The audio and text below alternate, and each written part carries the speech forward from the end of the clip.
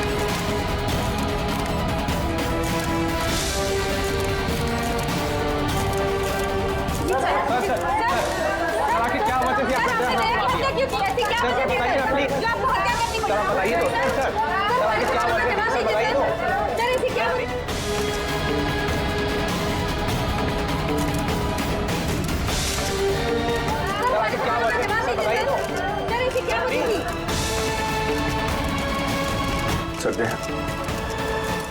क्या हुआ दया तो सर? ये लोग बोल रहे हैं कि मैंने उसको झूठ बोल रहे हैं सर। मैं दया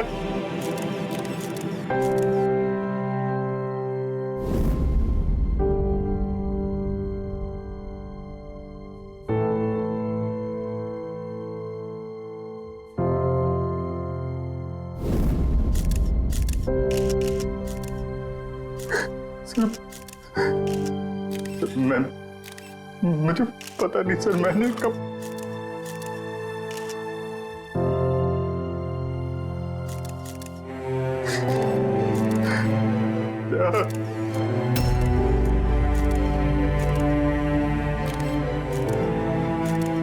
नहीं अभिजीत, तुम अंदर नहीं जा सकते। तुमने दया की जान ले ली है, तुम्हें गिरफ्तार कर रहा हूं।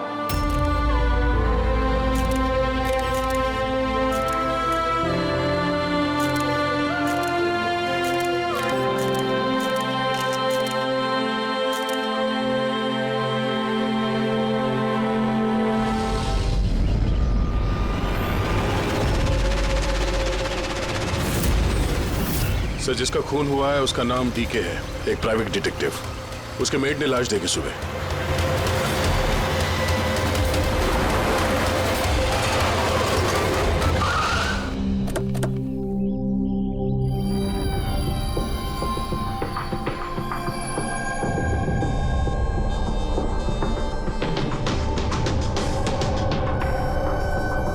लगता है पॉइंट ब्लैंक रेंज से एक से ज्यादा गोलियां मारी है इसे।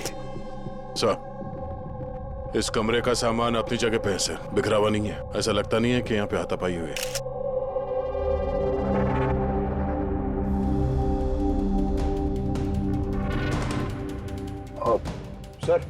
सर ये कबर्ड और सेफ तो खुला हुआ है और सब सामान अपनी जगह पे भी है।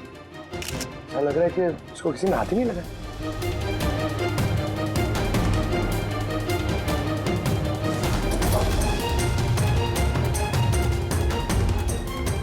सर, पैसे और जेवर ऐसे के ऐसे ही।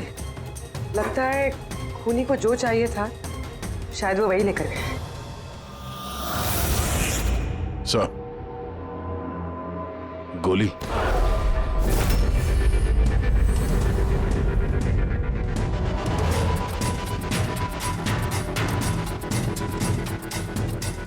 तीन गोलियां चली है दया।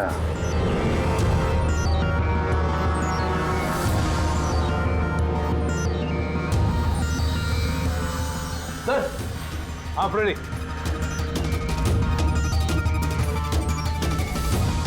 सर, ये खिड़की के कांच निकाले हुए, मतलब खूनी यहीं से अंदर घुसा है। हाँ, काम करो फ्रेडी, फिंगरप्रिंट्स उठा। आ गया। डीके का मोबाइल फोन सर। बनने से पहले डीके ने 3 बार किसी संजय को कॉल किया। संजय? किसी संजय को जान किया? नहीं साहब। रात 1 बजे से 2:30 बजे के बीच में 3 बार। संजय की डिटेल निकालो। सर। हाँ, और हाँ दया, ये अभिजीत कहाँ रह गया? तुमने उसे फोन करके कहा था ना यहाँ आने के लिए क्राइम सीन पर? हाँ सर, बताया था, शायद कहीं ट्रैफिक में फंस गया होगा। ट्रैफिक में? फोन करो उसे, कहो इसी वक्त आ जाए यहाँ पर। सर। हाँ।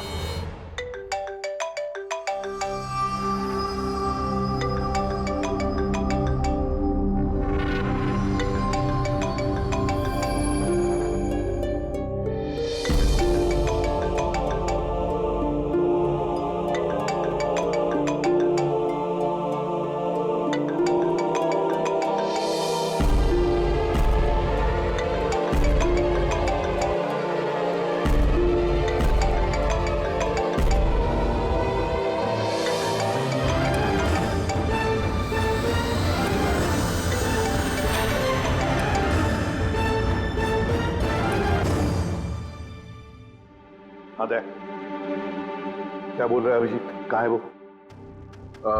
सर वो तबीयत थोड़ी खराब है उसकी, वो डॉक्टर के पास जाएगा और शायद वहां से सीधे ब्यूरो पहुंचेगा। कोई प्रॉब्लम है? नहीं सर, कोई प्रॉब्लम नहीं। समझ में नहीं आता, ये अभिजीत दिल्ली से आने के बाद कुछ अजीब सा बर्ताव कर रहा है।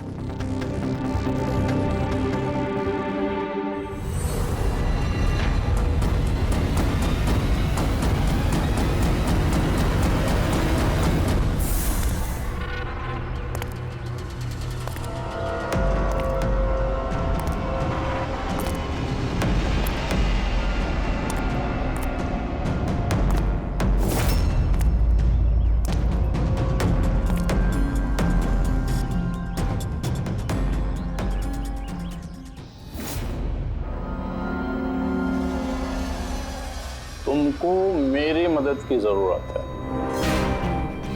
तुमको? हाँ? अरे भाई, तुम तो खुद एक सीआईडी ऑफिसर हो। हाँ, लेकिन ये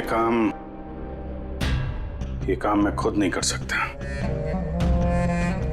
चलो ठीक है, कर देंगे मदद। तू भी क्या याद रखेगा?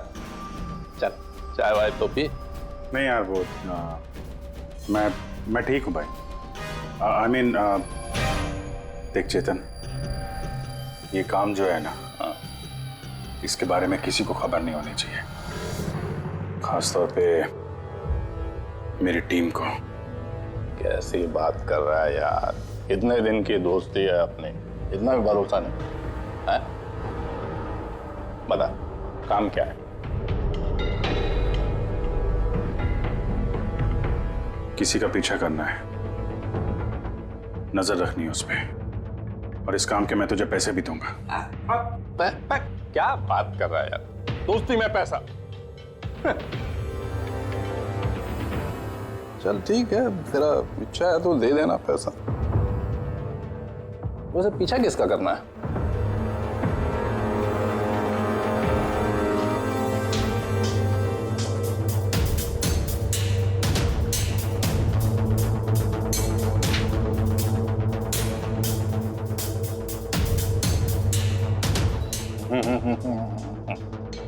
अभिजीत, लगता है तूने गलती से गलत फोटो दे दिया है। कोई गलत फोटो नहीं है, तुझे इसी का पीछा करना है। ये कहाँ जाता है, किससे मिलता है, क्या करता है, सब कुछ रात 10 बजे से सुबह 6 बजे तक। और प्लीज कोई सवाल मत पूछ, जितना कहा उतना कर बस। ओके? ओके।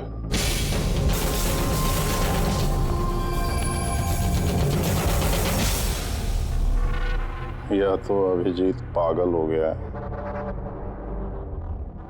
या बहुत बड़ा कोई गेम चल रहा है।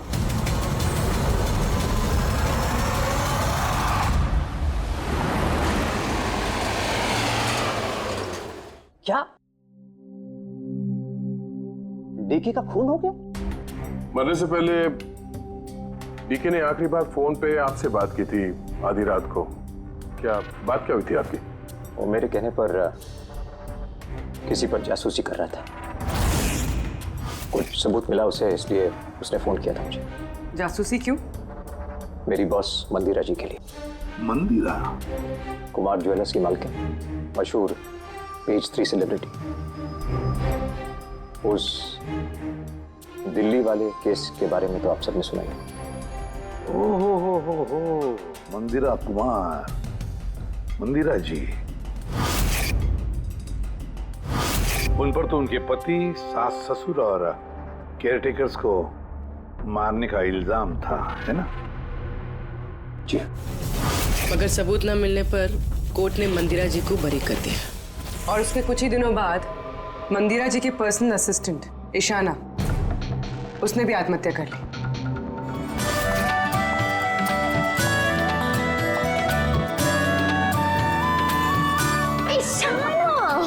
हाय मारिया, तू आज भी लेट हो गई ना? जल्दी जाओ, संजय सर तुम्हारा वेट करे कब से। गॉड, संजय सर इतनी जल्दी क्यों आ गए? आ भी गए और बहुत गुस्से में। ओह गॉड, तू मेरा बैग संभाल, मैं आती हूँ।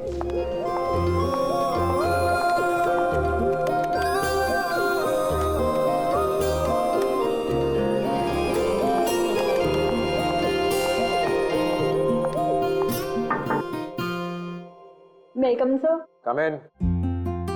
Sorry, sir. Sorry, sir. Sorry, I'm so sorry. What is this, Ishana? ये कोई टाइम है ऑफिस आने का? सर ट्रैफिक बहुत ज्यादा था। और ट्रैफिक? ये क्या रोज रोज का एक्सक्यूज है तुम्हारा? इस ऑफिस में बाकी लोग भी इसी ट्रैफिक में आते हैं ना? हाँ बोलो कुमार।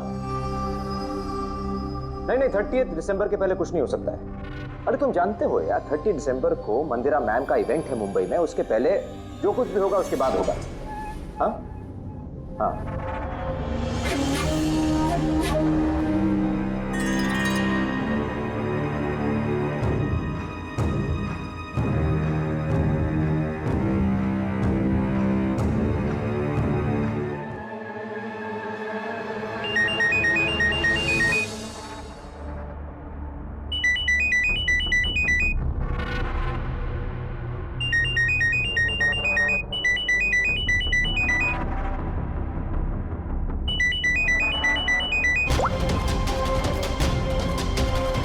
ठीक है, ओके।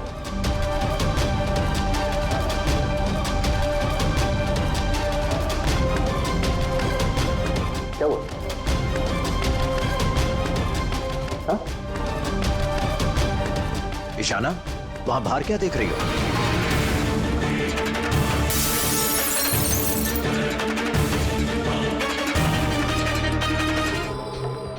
आत्महत्या क्यों की थी वो किसी को पता नहीं। वैसे मंदिरा जी ने डीके को किस पर जासूसी करने के लिए काम पे लगाया था? उनकी जान को खतरा है। डीके वही पता लगाने की कोशिश कर रहा था। जान को खतरा किससे? दरअसल कोर्ट से बरी होने के बाद कोई मैम को धमकियां दे रहा था। ये धमकियां फोन पर ही? जी हाँ, फोन पे भी, अनजान नंबरों से और टाइप किए गए चिट्ठियों से भी। मैम दोबारा पुलिस के चक्करों में पड़ना नहीं चाहती थी, इसलिए डीके को हायर किया था उन्होंने। तो कुछ पता चला डीके को? उसके हाथ कुछ सबूत तो लगा था कि उसने एक पेन ड्राइव में सेव करके रखा था। वो पेन ड्राइव वो मुझे देना चाहता था, इसलिए दिल्ली से मुंबई आया था मैं। तो डीके के घर में उसका लॉकर खुला हुआ था, तो कहीं उस लॉकर से ये पेन ड्राइव चोरी तो नहीं हुआ था? हो सकता है दया। उसके घर में हमें एक लैपटॉप भी मिला सर, शायद उससे कुछ पता चल जाए। मंदिरा ऐसे कैसे कर सकती है? उसने अकाउंट फ्रीज कर दिया। प्रॉब्लम को समझते क्या है? अब सब कुछ उनकी मर्जी से होगा। ये लोग कौन है? सीआईडी। वैसे हम संजय से मिलने आए थे। आप दोनों कौन हैं? सर ये कायरा है, मिस्टर कुमार, मेरा मतलब मंदिरा मैम की बेटी। और ये मैम के बहनोई हैं, मिस्टर सबीर। हम मंदिरा जी और उनके पूरे परिवार से कब मिल सकते हैं? क्योंकि उनकी जान की हिफाजत अब हमारी जिम्मेदारी है। इनफैक्ट मंदिरा मैम, कायरा के चचेरे भाई शिखर और उनकी पत्नी अमारा सब आज रात को ही आ रहे हैं। 30 दिसंबर को कुमार ज्वेलर्स का एनुअल चैरिटी इवेंट है, उसमें शामिल होने के लिए। तो ठीक है, कल सुबह सुबह ही मिलते हैं।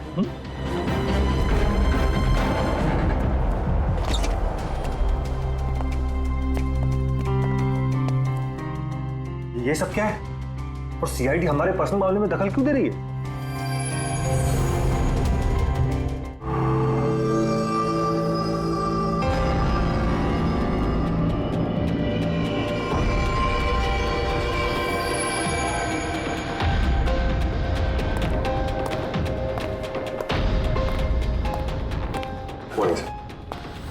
हेलो सर, अब तबीयत कैसी है आपकी? मर्डर इन्वेस्टिगेशन है सर, प्राइवेट इन्वेस्टिगेटर डीके की घर ही में मौत हुई है सर। ये पूरी केस फाइल है।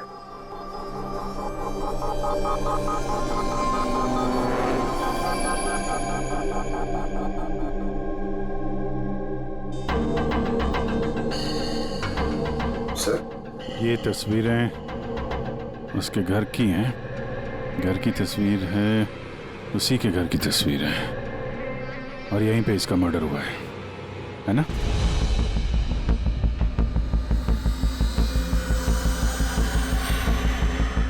बराबर यहीं पे मर्डर हुआ है इसका। पंकज, ये क्या पूछ रहे हैं हमसे? हमने अभी अभी तो यही बताया। वही तो सर, लग रहा है अभी भी उनकी तबीयत ठीक नहीं है, कुछ गड़बड़ लग रहा है सर।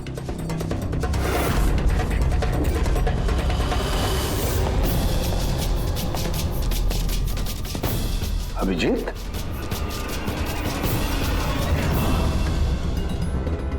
Good morning sir.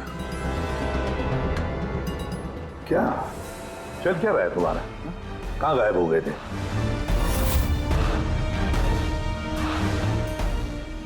अरे अभिजीत, तुम्हारी तबीयत खराब थी ना, तो डॉक्टर के पास जाना था, यहाँ क्यों? हाँ सर, वो कुछ दिनों से थोड़ी गड़बड़ चल रही है सर, पर अब ठीक है। I am better now. या गड़बड़ चल रही थी। सर, डीके संजय को जो पेन ड्राइव देने वाला था, तो उसका जो डेटा है वो हम हासिल करने का एक तरीका है सर। पेन ड्राइव तो मिला नहीं ना दे, तो फिर डेटा कहां से लाओगे? सर है ना, एक तरीका है, वो हम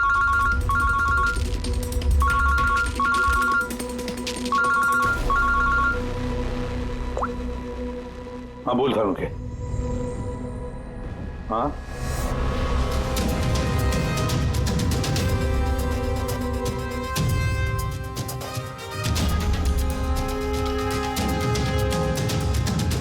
है सर।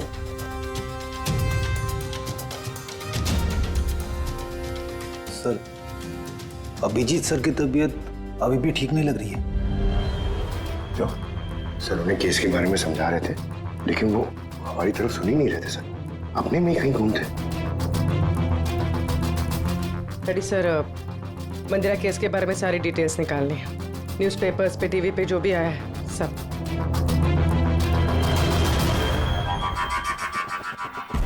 घर में घुसने का एक ही रास्ता है, मेन गेट, और चाबी डीके और उसके घर के मेट के पास रहती है। बाथरूम की खिड़की, मतलब कातिल ने बाथरूम की खिड़की का कांच निकाला और अंदर घुसा, और उसके बाद अभिजीत क्राइम सीन पर था भी नहीं, और यहाँ पे तो बाथरूम का कोई फोटो भी नहीं है, तो फिर इससे ये सब कैसे पता? अभिजीत मुझसे कुछ छुपा रहा है, मगर क्या?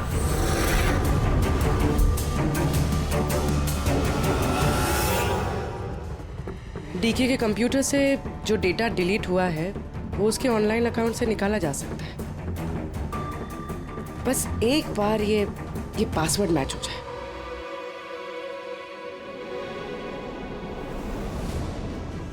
कुछ दिनों से थोड़ी गड़बड़ चल रही है सर, पर अब ठीक है। I am better now.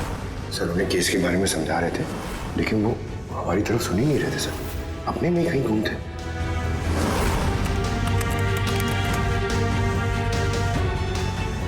Yes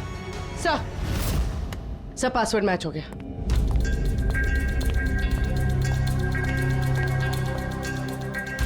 sir इसमें तो वीडियोस हैं, चेक करते हैं।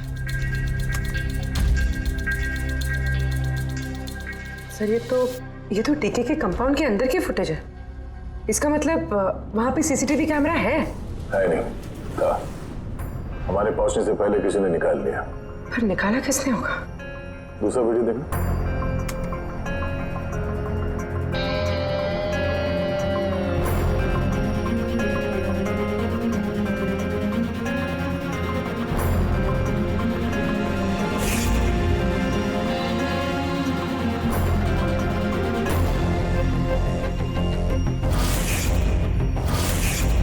कैसे हो सकता है?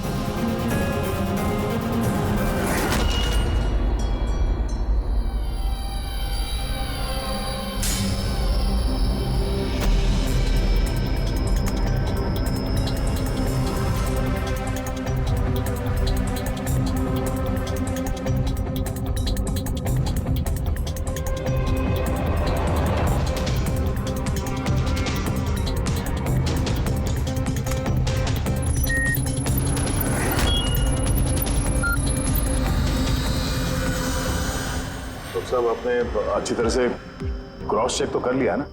मतलब गन तो हमारे पास है नहीं, तो कहीं कोई गलती नहीं था। कोई गलती नहीं। मैंने एक बार नहीं 10 बार क्रॉस चेक किया है। मानता हूं कि गन हमारे पास नहीं है, लेकिन गन के रिकॉर्ड्स तो हमारे पास हैं। वो गोलियां जिससे डीके की मौत हुई है, वो गोलियां उसकी ही गन से चली है।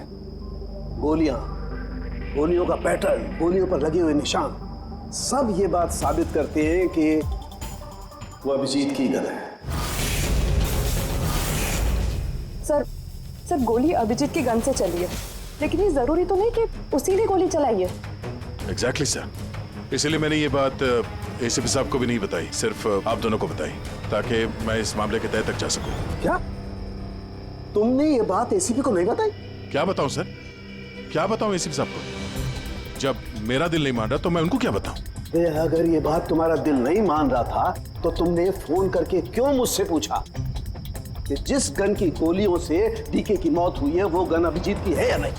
वो क्या था जिसकी वजह से तुम्हें अभिजीत पर शक हुआ? क्या था वो? इसलिए सर क्योंकि जब हमने जरा पीछे ले जाना,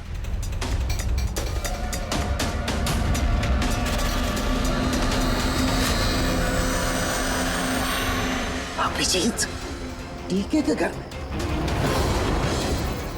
और दया फिर भी तुम अभिजीत को बचाने की कोशिश कर रहे। देखो दया, अभिजीत और तुम्हारी दोस्ती को मैं बहुत अच्छी तरह से मानता हूं, उसका आदर भी करता हूं, लेकिन ड्यूटी, अपना फर्ज किसी भी रिश्ते, किसी भी दोस्ती से ज्यादा बड़ा होता है, और ये बात मुझे तुम्हें बताने की जरूरत नहीं है।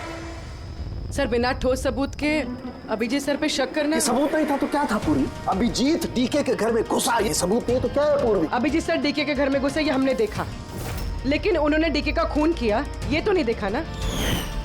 सर ये भी तो हो सकता है कि उनकी गन से डीके को किसी और ने मारा हो सकता है, ये हो सकता है कि अभिजीत की गन से डीके को किसी और ने मारा हो, लेकिन ऐसी हालत में अभिजीत की गन अभिजीत के पास नहीं होनी चाहिए। क्या तुम लोगों को अभिजीत ने बताया? उसने बताया कि उसकी गन गुम हो चुकी है, कोई गुमशुदगी की रिपोर्ट लिखाई उसने? वो सवेरे से तुम लोगों के साथ है, क्या उसने बताया कि वो ऐसे अजीब से कपड़े पहन करके डीके के घर में क्यों घुसा, और वो भी बाथरूम का शीशा तोड़? बताया? सर आपके सारे सवालों का जवाब मैं अभिजीत से पूछ लूंगा, पर सर तब तक के लिए प्लीज सर, तब तक के लिए एसीपी साहब को कुछ मत बताना। मैं तुम लोगों की हालत को समझ रहा हूं, मुझे खुद भी अच्छा नहीं लग रहा है। Please sir, please. ठीक है, कल सुबह तक दया, मैं कल सुबह तक का टाइम तुमको देता हूं। या तो सच का पता लगा लो, या फिर ये सारी की सारी बात खुद एसीपी को बता दो। अगर तुमने एसीपी को ये बात नहीं बताई तो फिर मैं खुद प्रद्युमन को ये सारी की सारी बातें बताऊंगा।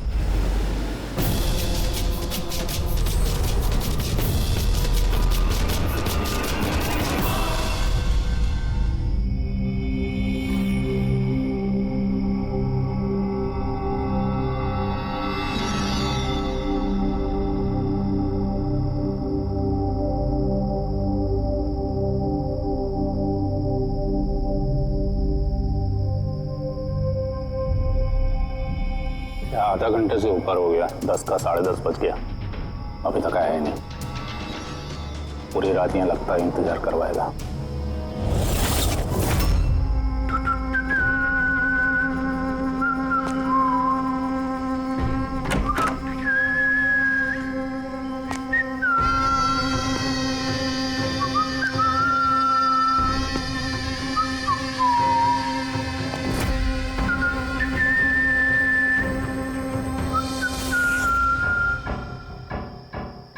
तुझे इसी का पीछा करना है।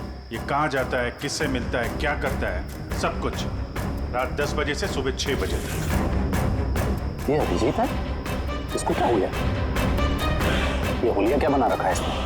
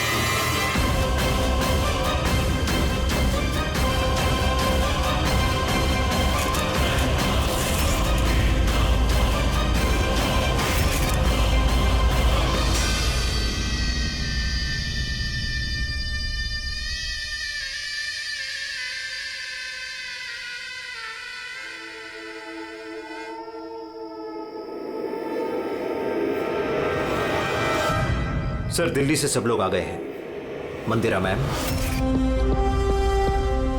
अमारा मंदिरा के देवर की बहू, कायरा मंदिरा की सौतेली बेटी, सबीर मंदिरा का बहनोई, शिखर मंदिरा के देवर का बेटा। आइए मैम, ये है सीआईडी की टीम, एसीपी साहब। अच्छा हुआ आप लोग आ गए। डीके के कातिल का पता चला? अरे आपको तो मालूम होगा कि हमारा मशहूर एनुअल इवेंट 30 दिसंबर को होने वाला है। आई होप कि आपने मेरी सिक्योरिटी की सारे बंदोबस्त करा दिए हैं। देखिए, मुझे गलत मत समझिएगा, लेकिन मैं कोई चांस नहीं लेना चाहती एक्चुअली। ये इवेंट मेरे लिए बहुत ज़्यादा इम्पोर्टेंट है, लेकिन अपनी जान से ज़्यादा नहीं। क्या आपको पूरा यकीन है कि आप मेरी हिफाजत कर पाएंगे? और डीके के केस में क्या प्रोग्रेस हुई? उसकी तहकीकात कहाँ तक पहुंची? वो सब जानने की आपको कोई जरूरत नहीं है मंदिरा जी। रही बात आपकी सुरक्षा की, वो हमारी जिम्मेदारी है। How interesting. भाभी जी, आपको डर लग रहा है मंदिरा जी को? भाई, जिसका कानून भी आज तक कुछ नहीं बिगाड़ पाया। मानना पड़ेगा उस इंसान को जिसने आपको डरा दिया। शायद इसे पता नहीं होगा ना इनके बारे में कि ये क्या क्या कर सकती है। क्या आपको भी लगता है कि मैंने अपने पति और बाकी लोगों को मारा है? देखिए मंदिरा जी, आप पर जो भी आरोप है उससे हमें कुछ लेना देना नहीं है। कोर्ट ने आपको बरी कर दिया है और हम कोर्ट के फैसले का सम्मान करते हैं। आप सिर्फ इतना बताइए, आपको किस पे शक है? कौन है वो जो आपको मारना चाहता है? शक? जी हाँ, शक। नहीं, मुझे शक किसी पर भी नहीं है, बल्कि मुझे पूरा यकीन है कि मेरे मरने के बाद ये सब बहुत खुश होंगे और मुझे मारने की साजिश में भी इनमें से किसी एक का हाथ है। And I am very sure कि ईशाना की आत्महत्या में इनमें से किसी एक का हाथ है। अब आप ही बताइए, इतने प्यारे अच्छे रिश्तेदारों के होते हुए मुझे दुश्मन की क्या जरूरत है? मॉम प्लीज, आप फिर से अपना ये इमोशनल ड्रामा शुरू मत कीजिए। यहाँ पे ऐसा कोई क्रिमिनल नहीं है जो आपको मारना चाहेगा। राइट। खुद को बेगुनाह और बाकी सबको विलन समझना, ये तो भाभी की पुरानी आदत है। आई स्वेयर मैंडी, मुझे तो इस कहानी पे यकीन ही नहीं है। कौन मारना चाहता है तुमको और किसने धमकियां दी हैं? कहाँ है वो धमकी भरे खत? हाँ मंदिरा जी, कहाँ है वो खत? वो मुझे याद नहीं, मैंने फेंक दिए। सी, आई न्यू कि आप यही बोलोगे। सो कन्वीनियंट। बस हो गया। आप लोग एक दूसरे पर कीचड़ उछलना बंद कर दीजिए और एक बात अच्छी तरह से याद रखिए, हमें सब पर शक है और जब मैं सब पर कहता हूं उसका मतलब है आप सब पर शक है, आप सब पर। और एक बात, हमारी परमिशन के बगैर आप ये शहर छोड़ नहीं सकते। कोई भी शहर छोड़कर नहीं जाएगा। अगर जरूरत पड़े तो हम आपको दोबारा बुला लेंगे। Thank you very much. Thank you.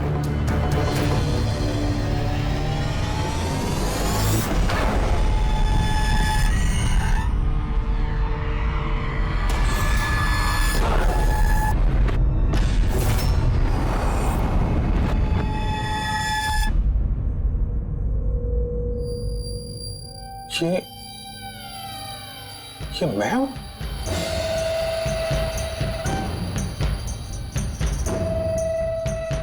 ये कपड़े पहन के घूम रहा था। ऐसे कपड़े तो रोज सुबह मेरे वॉशिंग मशीन में धुल रहे होते हैं।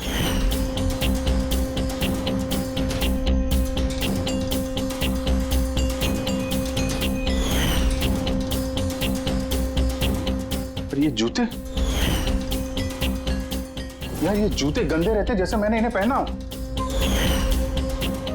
लेकिन मुझे याद नहीं मैं ये कपड़े कब पहनता। सच में मुझे क्या हो रहा है मेरे साथ? ये कार में कौन है? ये किससे बात कर रहा हूं मैं? कौन है कार में? नहीं, मैंने नहीं देखा। तुम बात कर रहे थे, तुम्हें पता होगा। और तुम कल तो मुझे पहचाने ही नहीं।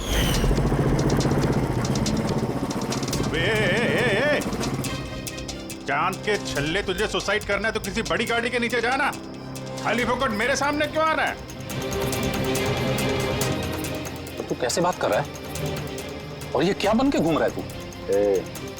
ये अपुन का स्टाइल है, टोनी का स्टाइल। तू कौन? मैं कौन? मुझे नहीं पहचानता है? और ये टोनी कौन है? अरे टोनी अपुन है और कौन? यार अभिजीत, देख यार, किसी केस के सिलसिले में तू ऐसा कर रहा होगा तो मुझे बता दे यार। डरा मत भाई। अदड़ा अदड़ा। कौन अभिजीत? कौन सा केस? ये तू क्या बोल रहा है ना, मेरे भेजे में कुछ घुस नहीं रहा, समझा? टोनी नाम है मेरा, टोनी। टोनी से पंगा नहीं लेने का, समझा? चल हवा आने दे और टोनी को जाने दे।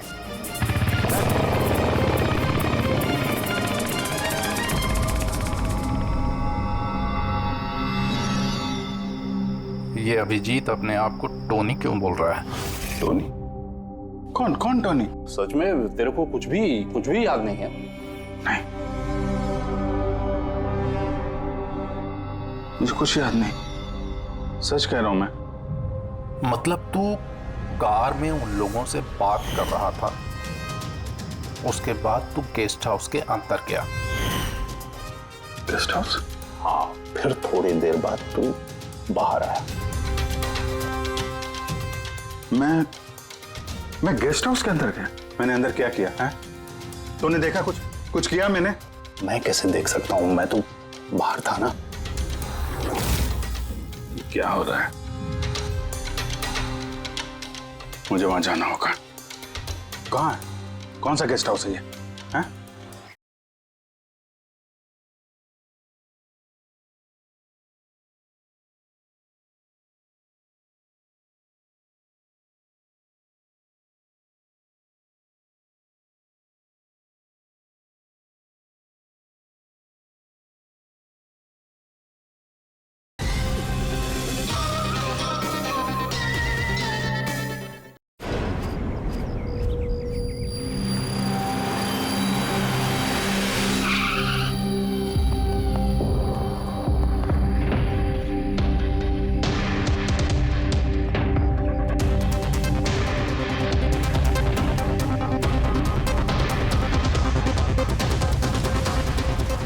सर, खून।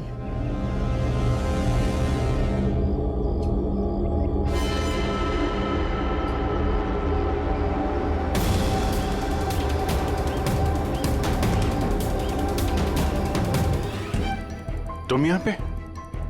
तुम्हारा फोन ट्रैक करके, और यही सवाल मैं तुमसे पूछ रहा हूं अभिजीत, तुम यहाँ कैसे?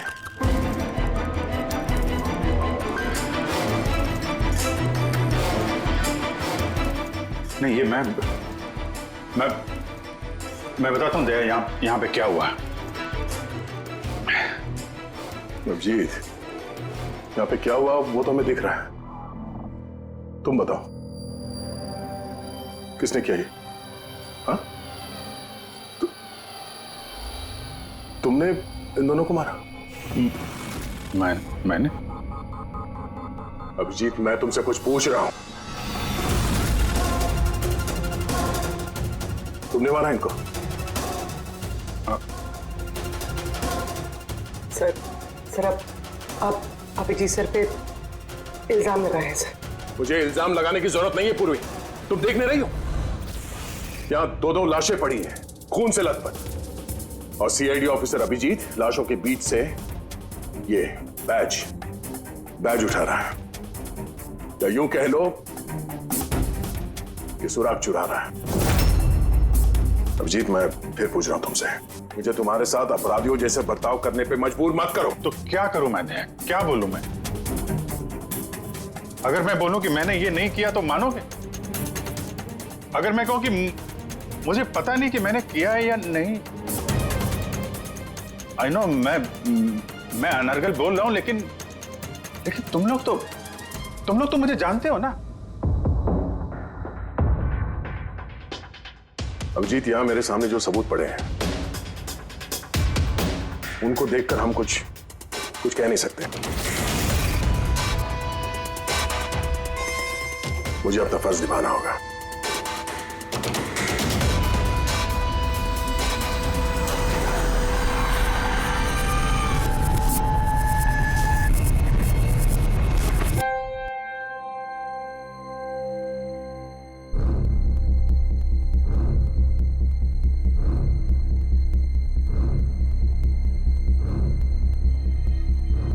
अभिजीत, इतनी देर से मैं तुम्हें पूछे जा रहा हूं, मगर तुम्हारे पास कोई जवाब तक नहीं है। हाँ? तुम जानते हो तुम पर कैसा इल्जाम है? कुछ समझ रहे हो तुम? सर, वो दया नहीं, बस तुमसे ये उम्मीद नहीं थी दया। इतना सब हो गया और तुमने मुझे बताया तक नहीं। क्यों नहीं बताया मुझे दया? ये तो सड़न के तूने मुझे बताया, वरना पता नहीं। दया, मैंने वही किया जो सही था। बताओ अभिजीत, क्या तुमने ये खून किया है? अभिजीत, क्या ये खून तुमने किया है? मुझे नहीं पता सर। पता नहीं कैसे? डैमिट, पता नहीं कैसे? हाँ? डीके के घर में चोरी छुपे तुम घुस रहे थे, उसका सीसीटीवी फुटेज मैंने देखा। उन लाशों के बीचों बीच खड़े थे तो दैन तुम्हें खुद या पकड़ के लाया। डीके और उन बॉडीगार्ड पे जो गोलियां चली वो तुम्हारी इस गन से चली है, इसी गन से चली है। और तुम कह रहे हो कि तुम्हें कुछ पता नहीं। मेरी आंखों में आंखें डालकर बताओ मुझे, कहो कि तुमने ये खून नहीं किया, कहो कि तुमने कुछ पता नहीं है। तुम्हें नहीं पता है सर, मुझे कुछ नहीं पता सर, सॉरी। क्या बताऊं मैं आपको, क्या बोलूं सर, जब मैं खुद नहीं जानता सर कि मैं डीके के घर में क्यों पहुंचा, कैसे ये सारे खून मेरे इस गन से हो रहे हैं, मुझे नहीं पता सर। सर, मैं तो डीके को जानता भी नहीं, मैं उन बॉडीगार्ड्स को नहीं जानता, मैं मंदिरा को नहीं जानता, मैं तो अपने आप को भी नहीं जानता सर। मैं क्या करता हूं, कहां जाता हूं, किससे मिलता हूं, मुझे नहीं पता। पिछले कुछ दिनों से मेरे साथ कुछ तो हो रहा है, लेकिन मुझे ठीक से पता नहीं चल रहा है। दिन भर सब कुछ ठीक रहता है, रात को घर जाता हूं, खाना खा के सो जाता हूं, और जैसे ही सुबह उठता हूं तो अजीब से कपड़े, अजीब से जूते जो मेरे नहीं हैं, पता नहीं कहां से मेरे घर में आ जाते हैं। कपड़े वॉशिंग मशीन में धुल रहे होते हैं, जूतों पे मिट्टी लगी रहती है, ऐसा लगता है कि जैसे मैंने उनका इस्तेमाल किया है, लेकिन मुझे पता नहीं चलता। थकान सी रहती है, ऐसा लगता है कि जैसे मैं रात भर जगा हूं, लेकिन जग के मैंने क्या किया मुझे नहीं पता। लगता है हर रोज मेरी जिंदगी के 6-8 घंटे गायब हो जाते हैं, जिनके बारे में मुझे कुछ पता नहीं। आप कहते हैं कि मैं डीके के घर गया, हो सकता है, लेकिन मुझे नहीं पता। मैंने डीके और उन बॉडीगार्ड्स को मारा, लेकिन मुझे नहीं पता। मैं मंदिरा को मारने की कोशिश कर रहा हूं, लेकिन मुझे नहीं पता। मैं क्या करता हूं, मैंने क्या किया है, मैं क्या करने वाला हूं, मुझे नहीं पता सर, मुझे नहीं पता।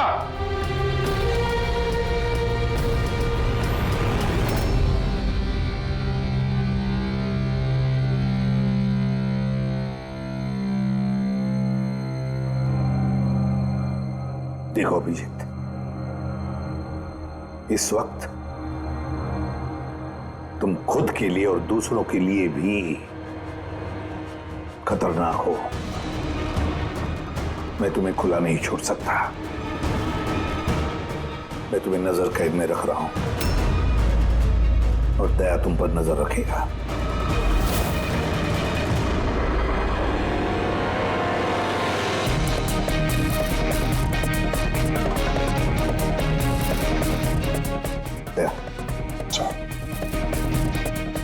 एक बात अच्छी तरह से याद रखना, तुम अपने दोस्त पर नहीं बल्कि एक कातिल पर, एक खूनी पर नजर रख रहे हो। एक ऐसा आदमी जिसका मानसिक संतुलन बिगड़ चुका है। अब से इस केस की तहकीकात मैं खुद करूंगा और तुम अभिजीत को रोकोगे कोई भी जुर्म करने से। अगर उसके लिए तुम्हें अभिजीत पर गोली भी चलानी पड़े तो वो तुम चलाओगे। Is that clear? Yes sir.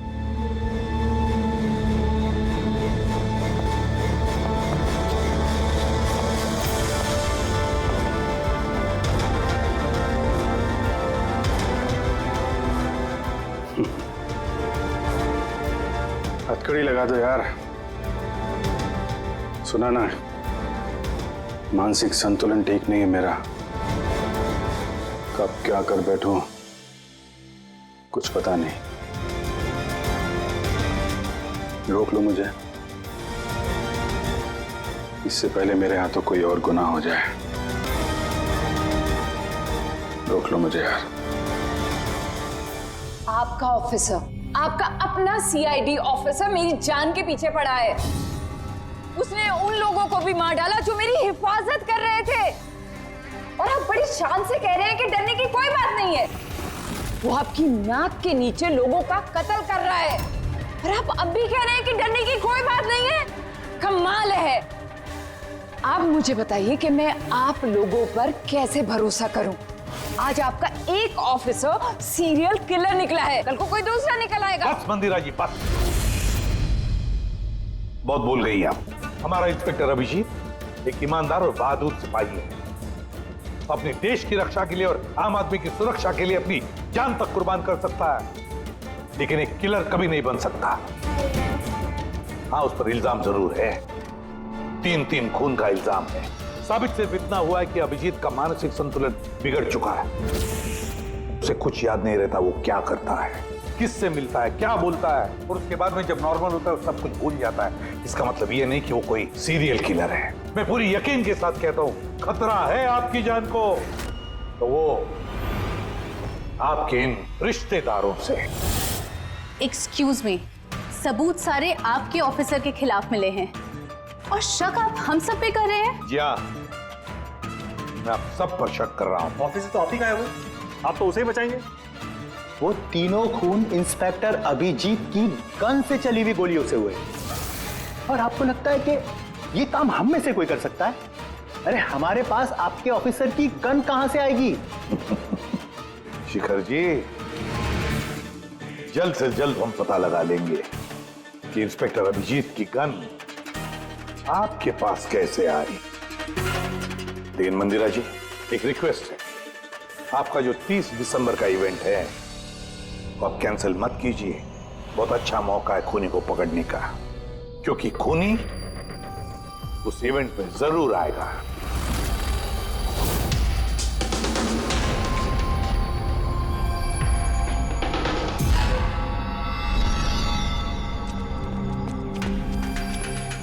Sir. हाँ संजय, क्या बात है? आप अभिजीत सर के बारे में कुछ कह रहे थे कि उनके जहन में कोई और शख्सियत घुस जाती है, याददाश्त उनकी, मतलब उन्हें रात के कुछ घंटे याद नहीं रहते। हाँ, तो बिल्कुल ऐसा ही, एग्जैक्टली ऐसा ही किसी और के साथ भी हुआ था। किसके साथ? हाँ सर, ईशाना। ईशाना? जिस दिन उसने आत्महत्या की उसके कुछ दिन पहले से बिल्कुल ऐसा बर्ताव करने लगी थी वो। क्या? बस अजीब सी हो गई थी वो, खोई खोई रहती थी। जिस दिन आत्महत्या की उसने, उसके कुछ दिन पहले से एक अजीब सा रिंगटोन लगा रखा था उसने अपने फोन पर। और फिर उस दिन अचानक से वो रिंगटोन बजने लगा और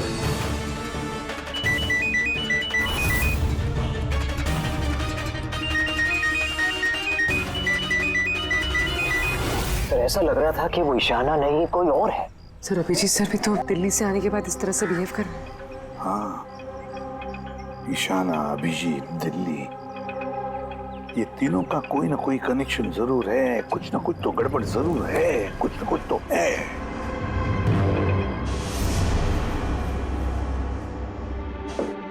कॉफी। अरे पी लो यार, कुछ मिलाया नहीं है। मैं यही हूं और कहीं भागने वाला नहीं। अभिजीत, तुमने हम सबसे ये बात छुपाई क्यों?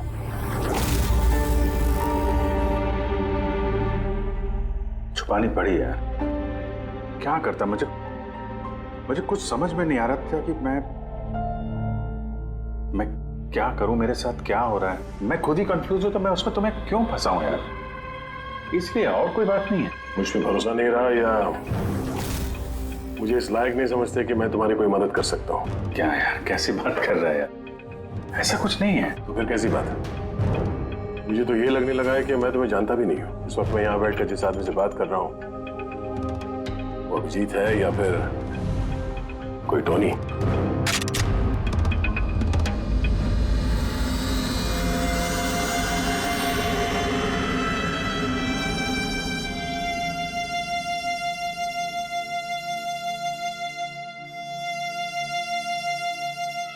मैं तुम्हें कोई नुकसान नहीं पहुंचाने वाला। अभिजीत हूं या टोनी, सपने में भी नुकसान नहीं पहुंचाऊंगा। गन दिखाने की जरूरत नहीं है। बात यह है ही नहीं कि तुम मुझे कोई नुकसान पहुंचा सकते हो या नहीं। बात यह है कि मैं यहां सिर्फ अपनी ड्यूटी कर रहा हूं और मैं कोई चांस नहीं ले सकता। मैं तो तुम्हें शायद जानता भी नहीं हूं।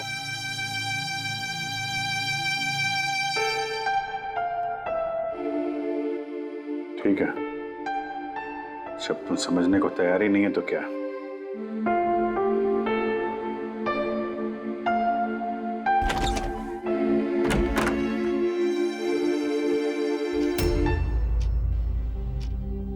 तो डॉक्टर महेश, हमने आपको सारी बात बता दी।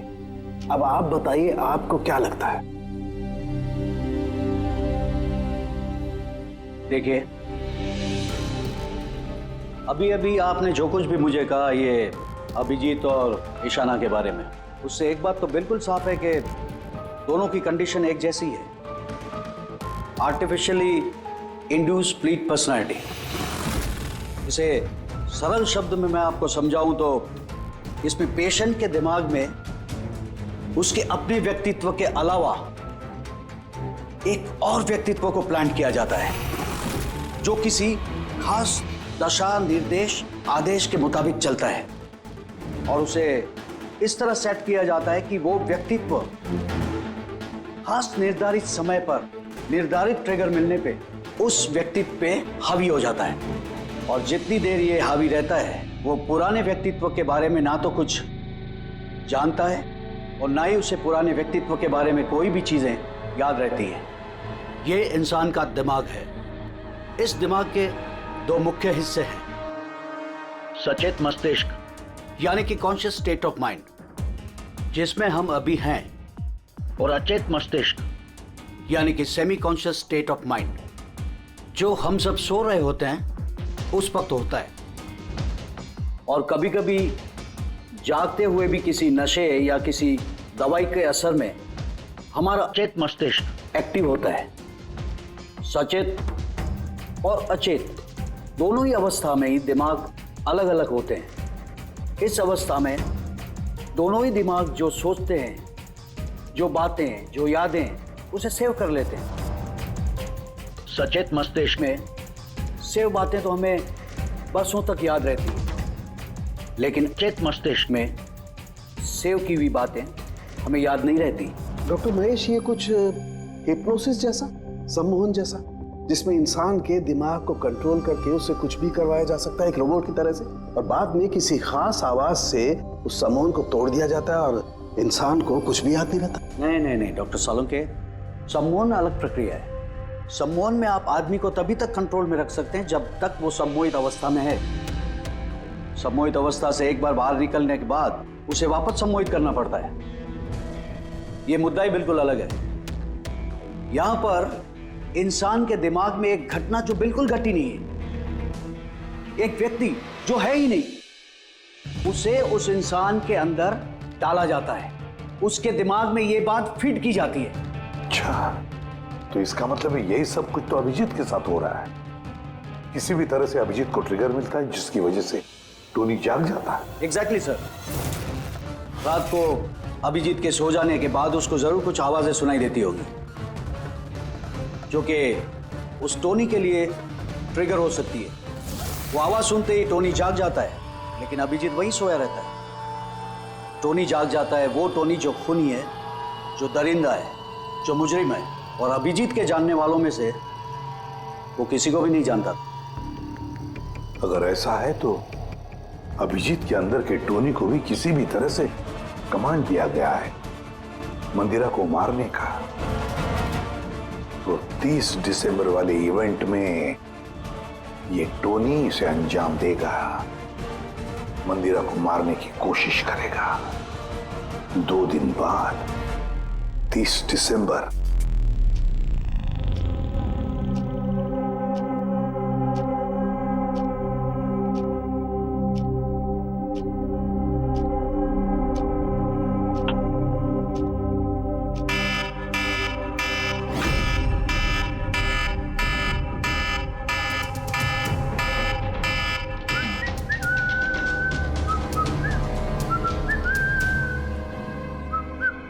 अभिजीत,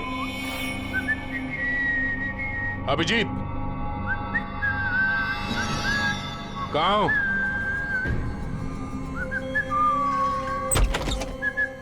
अभिजीत, अभिजीत, ओए, टोनी।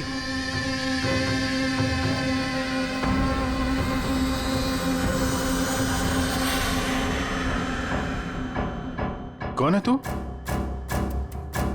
तू अपन के घर में क्या कर रहे? अभिजीत, टोनी, तुम यहां से बाहर नहीं जा सकते। तुम यहां नजरबंद हो। इस घर के अंदर रहना होगा, समझे? टोनी को अपना काम करने का है। मेरे रास्ते में खाली पीली आएगा, भेजा उड़ जाएगा। चल अब आने दे। घर से बाहर नहीं, घर में। हाथ हटा, हाथ हटा। बोलो ना, टोनी को अपना काम करने का है। मेरा भेजा मत हिला। मेरे और काम के रास्ते के बीच में कोई नहीं आ सकता। चल। टोनी, तुम कहीं नहीं जाओगे, यहीं घर पे रहोगे तुम, समझा? क्या बोला? टोनी पे हाथ उठाया तूने? अभिजीत,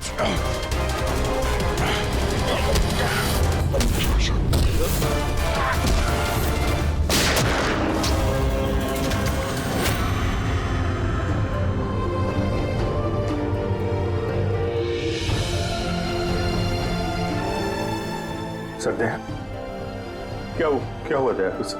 ये लोग बोल रहे हैं कि मैंने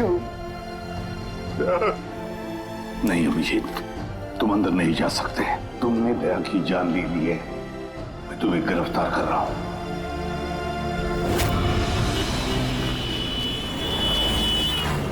ईशाना के फोन रिकॉर्ड्स में डॉक्टर तानिया का नाम कई बार है। आप में से कोई जानता है डॉक्टर तानिया को? आत्महत्या करने से पहले वो डॉक्टर तानिया से मिली थी क्या? ये डॉक्टर तानिया कहीं डेंटिस्ट तो नहीं? ईशाना मरने से पहले कई बार एक डेंटिस्ट से मिली थी। मुझे नाम तो नहीं मालूम, पर हो सकता है ये वही हो। जितना मुझे लगता है ये कोई डेंटिस्ट तो नहीं है।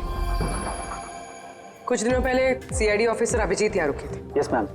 उस पूरे हफ्ते में यहाँ जो कोई भी रुका था उन सब की लिस्ट चाहिए, और उनके स्टे के दौरान इस लॉबी की सीसीटीवी फुटेज भी देखनी है।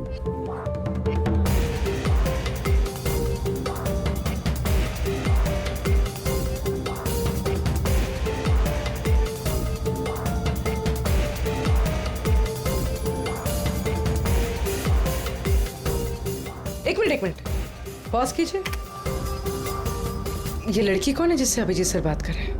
पूर्वी, इस लिस्ट में डॉक्टर तानिया का नाम है और वो यहीं पे रुकी हुई थी जब तक अभिजीत सर यहाँ पे थे। शायद ये वही लड़की। क्या नाम है इस लड़की का? मैम डॉक्टर तानिया, हफ्ते भर यहीं थी वो। सर तानिया से तुरंत मिलना होगा। सर तानिया मुंबई के पैराडाइज होटल में रुकी हुई है। क्या मतलब मुझे टिकट नहीं मिल सकता? लुक, मुझे अभी इसी वक्त इंडिया से बाहर जाना है। Do you understand? Yes. Doctor Tania? जी, आप कौन? ईशाना, ईशाना की दोस्त, सीआईडी ऑफिसर पूर्वी।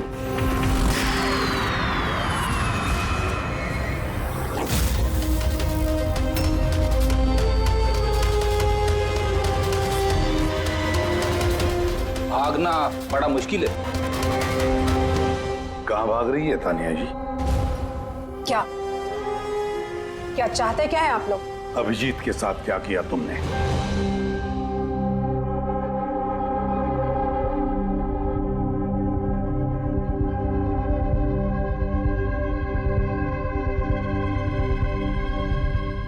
ईशाना और अभिजीत के दिमाग के साथ मैंने ही एक्सपेरिमेंट किया है। ईशाना को आत्महत्या करने के लिए और अभिजीत को एक मर्डर करने के लिए मैंने ही प्रोग्राम किया था। कैसे किया तुमने program? Artificially induced split personality के जरिए मैंने दोनों के दिमाग को सेट किया और अपने सेट शेड्यूल के मुताबिक दोनों को इस तरह प्लान किया कि एक ट्रिगर बजेगा या एक कॉल आएगा, और जब भी ये कॉल आएगा दोनों को वो सारे ऑर्डर्स मानने होंगे किसी भी हाल पे। वो फोन नंबर जहां से उनको फोन आते हैं, किसका नंबर है ये? वो एक पीसीओ का नंबर है। ईशाना ने मुझे ये नंबर दिया था अभिजीत के दिमाग में फीड करने के लिए। क्या कहा तुमने? अभिजीत के साथ ऐसा करने के लिए ईशाना ने कहा तुम्हें? जी। और फिर ईशाना की खुदकुशी, उसका क्या? वो भी खुद ईशाना ने ही कहा था मुझसे करने के लिए। What? जी, कहा तो ईशाना ने ही था, बट आई एम श्योर कि इसके पीछे जरूर किसी और का हाथ है जिसके बारे में मैं नहीं जानती। क्यों करेगी ऐसा वो?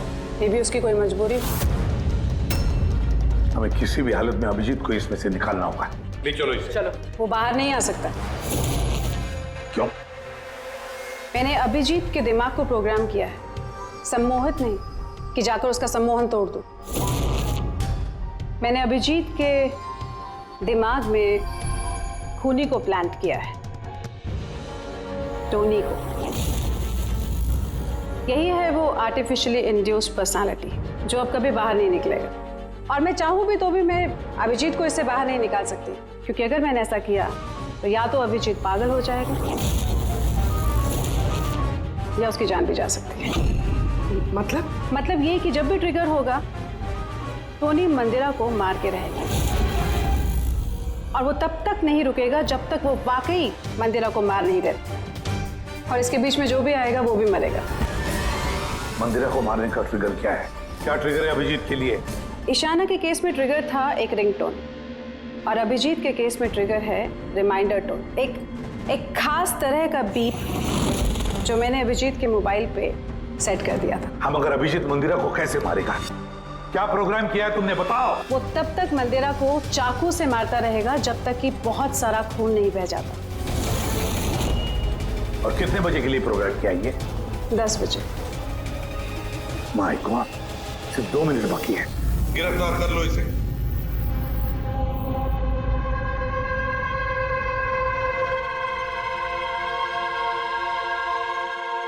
कभी जिंदगी में नहीं सोचा था सर कि आपके ऊपर मुजरिमों की तरह नजर रखनी पड़ेगी।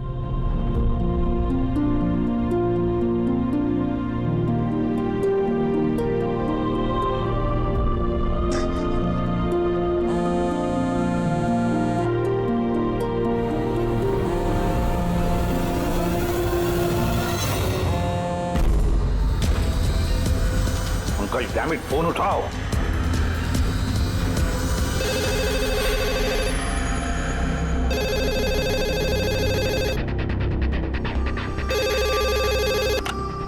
हेलो पंकज, कहाँ थे तुम? मोबाइल क्यों नहीं उठा रहे थे? सॉरी सर, मेरा फोन साइलेंट पे था। इधर ही हूँ सर, अभिजीत सर के पास। सुनो मेरी बात, अभी के अभी जाके अभिजीत का फोन स्विच ऑफ करो। क्या सर? फोन स्विच ऑफ करो? फोन स्विच ऑफ करो, जैसे मैंने कहा वैसे करो, अभी इसी वक्त। अभिजीत सर का फोन सर। पंकज तुम सवाल क्यों कर रहे हो? अभी के अभी जाके फोन बंद करो। देखो बिल्कुल वक्त नहीं है हमारे पास, नहीं तो अभिजीत का टोनी बन सकता है। अभी जाओ जल्दी।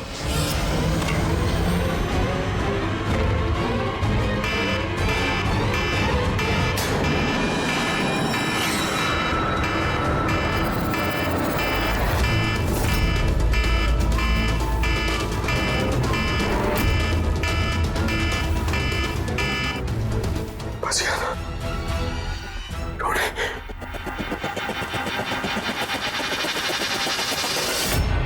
अभिजीत सर, अभिजीत सर कहाँ गए? Abhijit sir, Abhijit sir,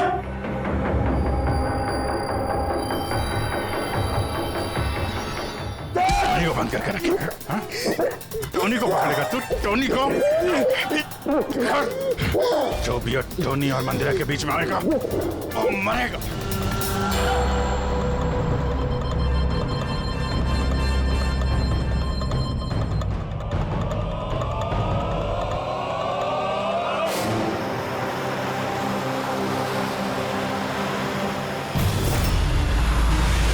sir यही चैरिटी इवेंट का वेन्यू है।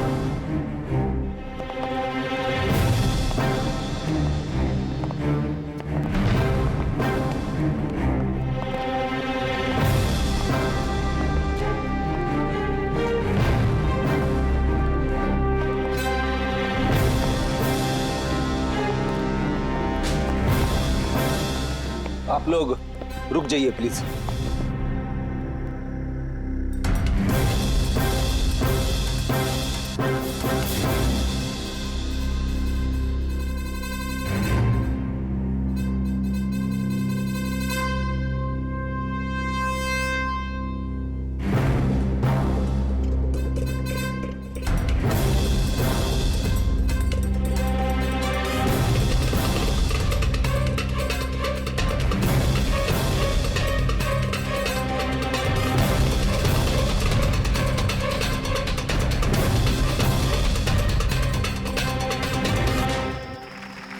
हेलो लेडीज एंड जेंटलमैन, हर साल की तरह इस साल की जो ये शाम है वो बहुत खास है, क्योंकि ये शाम है मंदिरा ज्वेलर्स के एनुअल चैरिटी इवेंट की, जिसमें जमा की गई सारी राशि दिल्ली और मुंबई के अनाथ आश्रमों और वृद्ध आश्रमों को जाती है। क्या बात है, तालियां बनती है इस बात पे डीकेसी चैरिटी के लिए।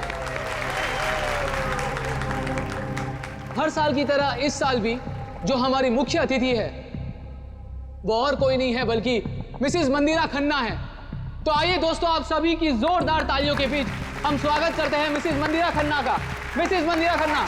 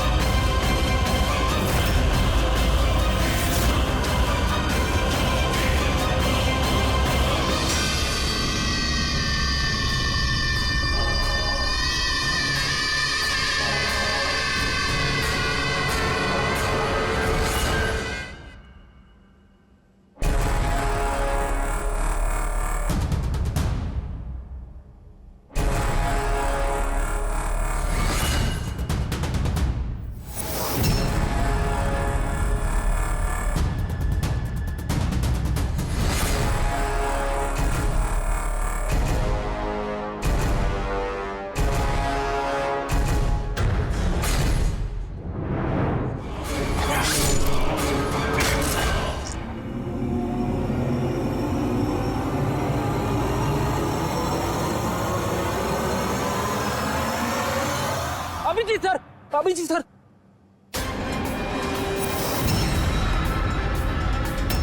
Sir sir light on. Sir sir अब जी ठीक है सर, जल्दी से हॉस्पिटल ले चलो, जल्दी आओ।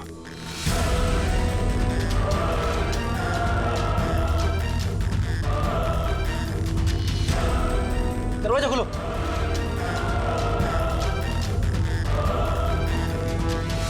मंदिरा जी, टोनी ने अपना मिशन पूरा किया, मंदिरा जी को मारने का। वैसे हम पर भरोसा करने के लिए बहुत बहुत शुक्रिया मैम। ये आप लोग मुझे यहाँ क्यों लाए हैं? मुझे तो स्टेज पे होना चाहिए ना। मैडम, हमारा एक प्लान है। प्लान? पूर्वी,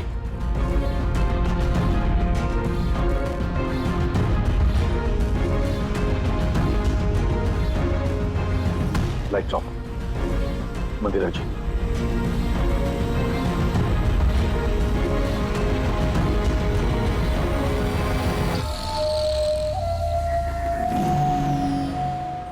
और आपकी हिम्मत की भी दाद देनी पड़ेगी। Thank you. मॉम,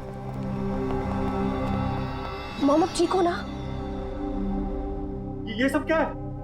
आप लोग हमें ग्रीन रूम में लॉक करके क्या हासिल करना चाहते थे? आखिर खूनी तो कोई और ही निकला ना। सर, आपने ये सब मॉम की जान को खतरे में डालकर किया। अगर सचमुच मॉम को कुछ हो जाता तो? ये तो वाकई बहुत बड़ा रिस्क था सर, बट आई होप अब खतरा टल गया। खतरा अभी तक टला नहीं है, क्योंकि इस खेल का असली मास्टरमाइंड अभी तक पकड़ा नहीं गया। कहानी अभी बाकी है।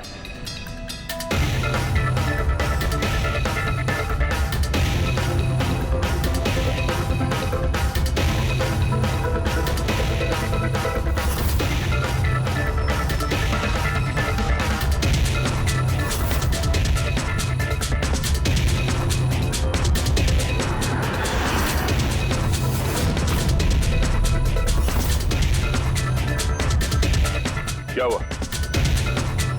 मुझे देख के अच्छा नहीं लगा? कभी कभी कातिल तक पहुंचने के लिए हमें मरना भी पड़ता है। इसका मतलब इनके खून की खबर नाटक थी? मेरी मौत से कातिल बड़ा खुश था कि वो कामयाब हो गया, और उसी समय का हमने फायदा उठाया। हम मंदिरा जी को बचाने में लगे हुए थे, और दया मास्टरमाइंड के पीछे लगा था। लेकिन असली मास्टरमाइंड है कौन?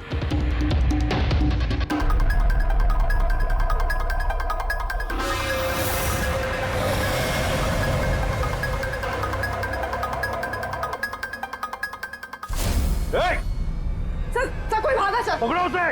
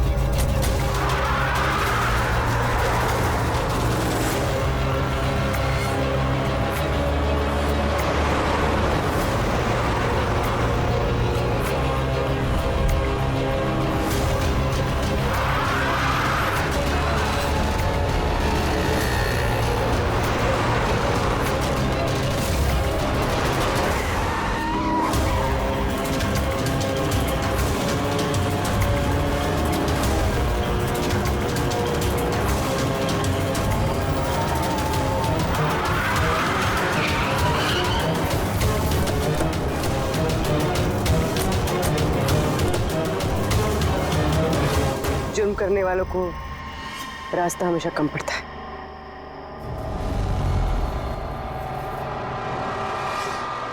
तुम ये सोच रही हो कि हमें कैसे पता चला कि खून तुमने किया? हमें ये तो पता था कि ये मास्टरमाइंड मंदिरा जी के अपने में से कोई है। इसलिए मेरी मौत के बाद सबसे पहले हमने ये पता किया कि आप में से वो कौन है जो अभिजीत को जानता था या फिर उससे मिला था। फिर मुझे याद आया कि क्राइम ब्रांच के सेमिनार के लिए अभिजीत दिल्ली गया हुआ था।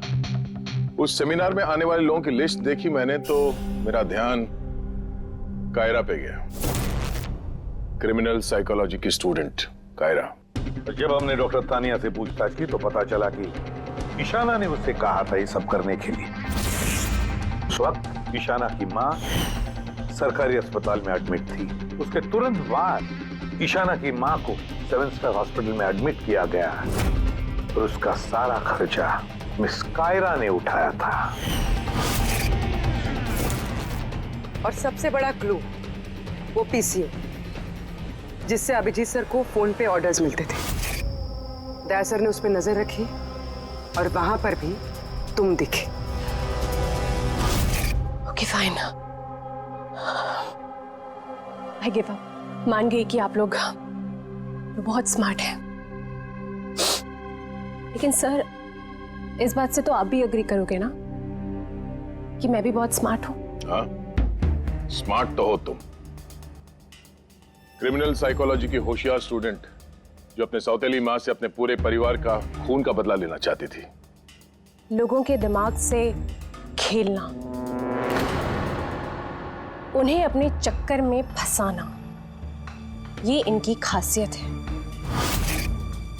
तो मुझे लगा कि क्यों ना इन्हें की तरीके से मार दिया जाए। इसीलिए मैं ईशाना से मिली और फिर डॉक्टर तान्या से मदद ली। She was mad. She wanted to do an experiment. फिर मैंने ईशाना को बहुत समझाया। कई बार समझाने के बाद She was ready. उसने वो एक्सपेरिमेंट अपने ऊपर लिया, लेकिन somehow I was never convinced. मुझे हमेशा कंफ्यूजन रहता था कि वो नहीं कर पाएगी एक्सपेरिमेंट। फिर उसी दौरान मैं दिल्ली में अभिजीत से मिली और उनसे मिलने के बाद मुझे लगा कि इतने सच्चे और ईमानदार पुलिस ऑफिसर के होते हुए ये एक्सपेरिमेंट कोई और क्यों करे। फिर मैंने और डॉक्टर तान्या ने अभिजीत को मोहरा बनाया और अपना एक्सपेरिमेंट उन पर किया। और ईशाना हमारे किसी काम की नहीं थी, इसलिए हमने उसे अपने रास्ते से हटा दिया। देखिए, और वो जो 2 बॉडीगार्ड, उन्होंने क्या बिगाड़ा था तुम्हारा? उन्हें क्यों मरवाया? ऐसा इसलिए किया क्योंकि सारा इल्जाम अभिजीत पर आ जाए और अभिजीत की बुलेट्स और गन्स हासिल करने के लिए टोनी था ना उसके दिमाग में। तुम इतनी खतरनाक हो सकती हो कायरा, मैं कभी सोच भी नहीं सकती थी। अब पता चल गया ना, तुमने मेरे माँ बाप के साथ, मेरी फैमिली के साथ जो भी किया है, तुम्हें जीने का कोई हक नहीं है। मैंने ये सब इसलिए किया क्योंकि मैं ये प्रूव करना चाहती थी कि इस दुनिया में किसी के भी दिमाग के साथ खेला जा सकता है, चाहे वो सीआईडी ऑफिसर ही क्यों ना हो। खैर, बदले की आग में तुमने एक बहादुर सीआईडी ऑफिसर की जान के साथ खेला है और तो और 4 मासूम लोगों की जानें भी ली। ठीक है, ईशाना और मंदिरा जी के 2 बॉडीगार्ड। बहुत गलत किया तुमने। कानून तुम्हें कभी माफ नहीं करेगा। तुम्हें तो फांसी होगी, फांसी। सर आप प्लीज ये सब याद मत करिए, एक बुरा सपना समझकर भूल जाइए। बुरा? डरावना?